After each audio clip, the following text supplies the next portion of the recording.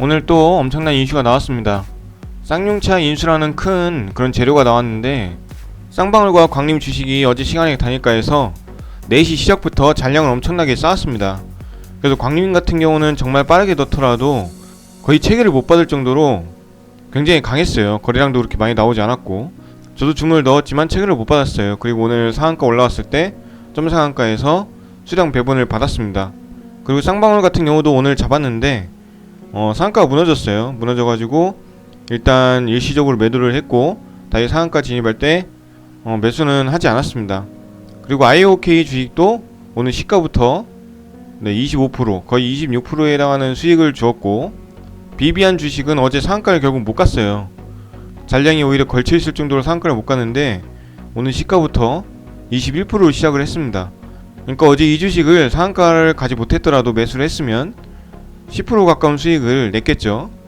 정말 여러 번 말씀을 드렸던 것 같은데, 그 인수합병 이런 재료들은 정말 제가 엄청 좋아하는 재료라고 말씀드렸어요. 주식시장에서는 인수합병, 그리고 최대주주 변경, 제3자 배정, 유상증자 같은 재료들이 아주 오랫동안 수익을 주는 건 아니지만 정말 단기적으로는 재료가 굉장히 강하다, 수익 줄 가능성이 높다, 이렇게 매번 말씀을 드렸죠.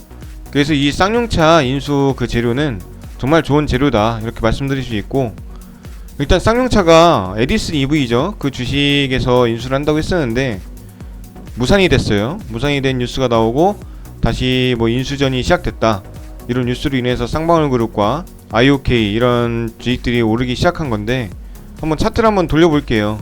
에디슨 EV 차트를 먼저 보여드리면, 에디슨 EV 현재 거래 정지가 됐죠. 정말 화려하게 주가가 올라갔는데 결국에는 거래 정지로 상패 위기에 몰렸습니다. 여기 바이랑 셀이 많이 찍혀 있는데 이건 제가 직접 매매를 한 그런 표시입니다. 자동 일치 차트라고 해서 매매 마크 내역 조회를 하면 제가 어디서 사고 팔았는지 찍힙니다. 그래서 이때 공중에 떠 있는 그거는 이제 주가를 한번 조정을 했을 거예요. 그래서 그때 가격으로 여기 찍혀 있는 거고, 한번 보시면 여기 33,750원에 1,777주를 매수했고, 그 다음날 매도해서 570만원 수익이 났던 적이 있었나 봅니다. 기억은 안 나요. 기억은 안 나는데 그런 적이 있었나봐요. 그리고 10월 28일이죠, 작년 19,000원에 900주 점상한가 분할 매수를 한 거죠. 그리고 그 다음날 또 추가 매수를 했는데 T자형 상한가로 무너졌던 것 같아요. 그래서 매도가 됐고 286만원 정도 수익이 났네요. 그리고 그 다음부터도 계속 올랐는데, 저는 말씀드렸다시피 일부의 시세만 먹을 뿐이지 이렇게 큰 시세는 먹을 능력이 안 됩니다. 제 스스로 능력이 안 되기 때문에 이렇게 큰 시세는 결국 먹지 못했어요. 그래서 일부의 시세라도 먹으려고 노력을 해야 된다, 그 말씀 한번 다시 강조드리고, 그리고 이때 또 매수를 했죠. 27,400원 매수해서 다음날 404주 매도해서 11만원 수익이 났어요. 이때 아마 종가 베팅을 하지 않았나 이 생각이 듭니다. 시간의 단일가에서. 그리고 이때도 22,550원에 500주 매수, 그리고 500주 매도해서 200만원 정도 수익이 났고, 이날도 아마 종가 베팅을 한 것 같은데 4,354주 매수해서 다음날 426만원 수익이 났네요. 저도 이렇게 자잘하게 종가 베팅한 것들은 잘 기억이 안 나요. 점상한가 잡은 건 기억이 났는데, 이때도 이제 점상한가 가면서 계속 급등을 한 이유가 쌍용차 인수 때문에 그렇습니다. 쌍용차 인수전에서 이제 강력하게 인수 후보가 되면서 이게 급등을 했는데 결국에 끝은 이렇게 거래정지, 상패 사유가 발생이 된 거죠. 그리고 그 여파로 다시 인수전이 불이 붙으면서 쌍방울이 올라온 겁니다. 쌍방울과 광림 이렇게 올라온 거죠. 여기도 매매 마크가 보이는데 어제 시간의 단일가에서 거래량이 꽤 많이 나왔기 때문에 저도 매수를 했어요. 체결이 됐는데 그 수익이 오늘 나온 거죠. 그리고 오늘 추가로 14,400주를 매수했습니다.